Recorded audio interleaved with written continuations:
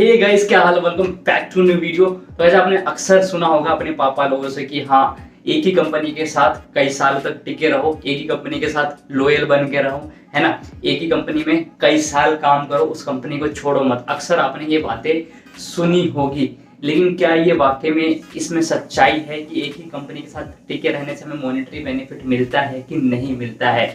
ठीक है, तो इस वीडियो में हम डिस्कस करने वाले हैं। इससे पहले आपसे रिक्वेस्ट है कि भाई चैनल पे अगर मैं नए हो, मुझे पहली बार देख रहे हो, तो नीचे जो लाल कलर का बटन उसको दबाओ, चैनल को सब्सक्राइब करो। आपको बहुत सारी वीडियोस मिलेंगी देखने को मेरे चैनल पे, और वीडियो को भाई लाइक जरूर करना। ठीक है, तो जैसा कि मैं जो है लगभग 4 साल इन्फोसिस के साथ टिका था, है ना। तो मेरे से बढ़िया और कोई बता नहीं सकता इस चीज़ को कि मॉनेटरी वाइज मेरे को क्या बेनिफिट मिलता है वहाँ पे, और कितनी सैलरी आपकी हो सकती है। आप किसी कंपनी के साथ 5 साल टिके हो, तो 5 साल 6 साल लगा लो आप टिके हो, तो आपको क्या फ़ायदा मिल सकता है ना।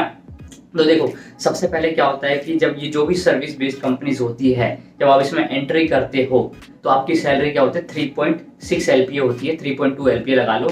और जो नॉन बोल सकते हो कि BCA नॉन इंजीनियरिंग बैचेस के बच्चे होते हैं, BCA या BSc के, तो उनकी सैलरी होती है 2.2 LPA, इतनी होती है लगभग। ठीक है, 2.2 या फिर अब आई थिंक 2.6 कर दी गई है, इतनी सैलरी होती है। मतलब आप लगा के चलो कि 20-22 हज़ार रुपये आपको इन हैंड मिलता है। बीटेक वाले बच्चों को 22-23 हज़ार, इससे ज़्यादा नहीं मिलता।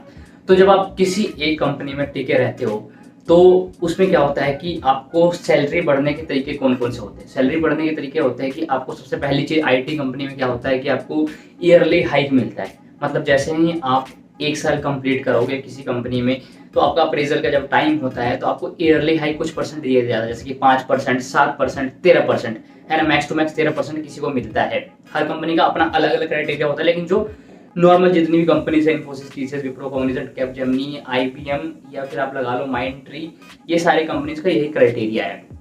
तो आपको ईयरली हाइक मिला। तो अगर आप एक कंपनी के साथ 1 साल टिको तो आपको 5 से 7% का हाइक मिला। ठीक है, उसके बाद जब सेकेंड ईयर टिको फिर 5 से 7%, फिर ऐसे करके हर साल आपको 5 से 7% का फायदा मिलने वाला है। लेकिन इस चीज़ में क्या होता है कि आप अगर ये सोचो कि मुझे जो है 30%, 40% का हाइक मिल जाए, तो वो चीज़ें यहाँ पे पॉसिबल नहीं होती है। आपकी रफ्तार जो है बहुत ही, कह सकते हो, बहुत स्लो, कछुओं की तरह आप दौड़ोगे। मतलब मैंने शुरू किया था इन्फोसिस में लगभग मान के चलो कि 16,000 मैंने शुरू किया था, क्योंकि मैं BCA बैकग्राउंड से हूँ, तो मेरी सैलरी 16,000 मैंने शुरू करी थी।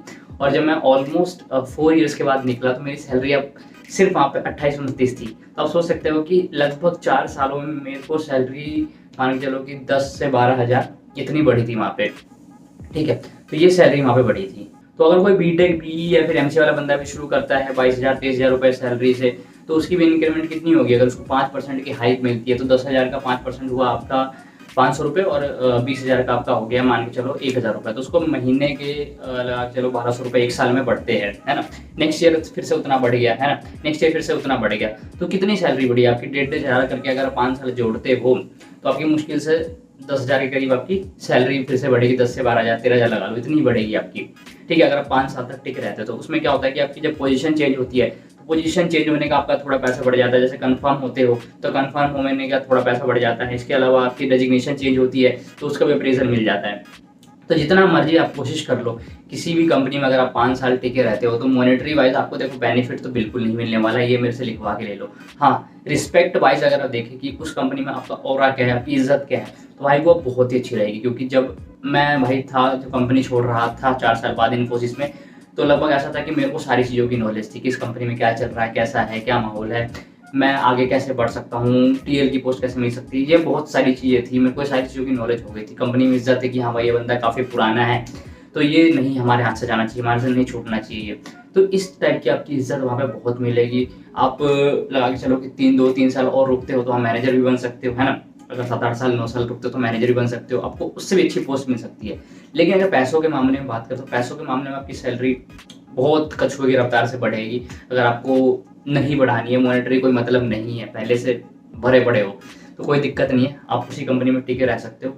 लेकिन अगर आपका गोल है, ऑब्वियस ही बात है कि मेरे को नहीं लगता किसी का गोल ना हो ये कि पैसे कमाना है ज़िंदगी में, तो वो है ना। अगर आपका एक गोल है तो आपको कंपनी स्विचेस करनी पड़ेंगी और रेगुलर टाइम पे करनी पड़ेगी। जैसे आपका पहली कंपनी स्विच कर 2-2.5 साल पे, फिर दूसरी कंपनी आपको 2 साल पे चेंज करनी पड़ेगी, फ्रीक्वेंट बेसिस पे कंपनी चेंज करनी पड़ेगी, ताकि आपकी सैलरी भी बढ़ पाए, है ना, इज्जत के साथ साथ। और ये चीज़ सिर्फ ये नहीं है कि आपके पैसों के लिए इम्पोर्टेंट है कि आप कंपनी स्विच कर रहे हो, है ना। इससे भाई यकीन मानो, जब आप किसी एक प्रोजेक्ट में काम कर रहे हो या फिर एक किसी कंपनी के साथ जुड़े हो, तो वो चीज़ें ना कहीं हम एक्सप्लोर करना छोड़ देते हैं। एक्सप्लोर करने इन द सेंस कि आपको चीज़ें पता है उस प्रोजेक्ट में कि ये होने वाला है, ऐसा होने वाला है, इसका ऐसा लॉगिंग का क्राइटेरिया है, डेली आके मुझे ये करना है, ये चीज़ होती है। आप इंटरेक्शन सेम लोगों से हो रहा है उसी कंपनी में, लेकिन जब आप कंपनी चेंज करते हो ना, तो आपको अलग अलग चीज़ों के बारे में नॉलेज मिलती है कि हाँ भाई, किसी एक नए एनवायरनमेंट में कैसे ढलना है ना। यूज टू नहीं होते, है ना, हमारा डर खत्म हो जाता है कि हम एक नई कंपनी में जा रहे हैं, वहाँ पे नई तरीके से चीज़ें होंगी, हमें कैसे अडॉप्ट करनी है चीज़ें, ये सारी चीज़ें करते हो तो आपने कह सकते हो कि अंदर से भाई वो मोटिवेशन मिलता है कि हाँ, मैं भी चीज़ें ये कर सकता हूँ। और ऐसे ही करके क्या होता है कि जब आप नई कंपनी में आओ तो आपकी नई स्किल्स बढ़ेगी, नए तरीके आपको पता लगेंगे, आपको नए कलीग्स मिलेंगे, नए कॉन्टेक्ट्स बनेंगे, है ना। ये सारी चीज़ें आपकी यहाँ पे होंगी। आप सिर्फ मॉनेटरी वाइज ही नहीं, अपनी कह सकते हो कि सेल्फ एवोल्यूशन कह सकते हो, या फिर आप कह सकते हो कि सेल्फ ग्रोथ के लिए भी ये चीज़ें बहुत इंपॉर्टेंट है। एक कंपनी में टिके रहने से आप डरोगे, यकीन मानो आप डरोगे। कल को आपको बोला जाएगा कि नहीं यार आपको इस कंपनी में जाना है, तो आप डरोगे, बोलोगे नहीं यार मेरे बस की नहीं है भाई, हाँ मेरा सब कुछ सेटल है, मैं तो सेट हूँ, मेरे को सब कुछ पता है। तो वो जो पहला कदम होता है ना स्विच करने के लिए, वो बहुत डरावना होता है। वो लगता है यार सारी चीज़ें कैसे मैनेज होंगी, भाई उस कंपनी में क्या रहेगा, कैसा रहेगा, लोग कैसे बर्ताव करेंगे मेरे साथ। तो स्टेप काफ़ी होता है, लेकिन वो आपको लेना पड़ेगा, एक न एक दिन ये चीज़ आपको लेनी पड़ेगी। अगर आप नहीं लेते हो तो फिर वही है, कोई दिक्कत नहीं, कंपनी के फ्रेम में आप आ जाओगे कि 15 years of excellence, 20 years of excellence, और आपकी फ़ोटो लगा दी जाएगी, बस इसके अलावा कुछ नहीं। ठीक है, तो एक्सप्लोर करो चीज़ों को ज़िंदगी में, और एक्सप्लोर करो, मज़ा आएगा, है ना। डिफ़िकल्टीज़ होंगी बट मज़ा भी बहुत आएगा, याद रखना।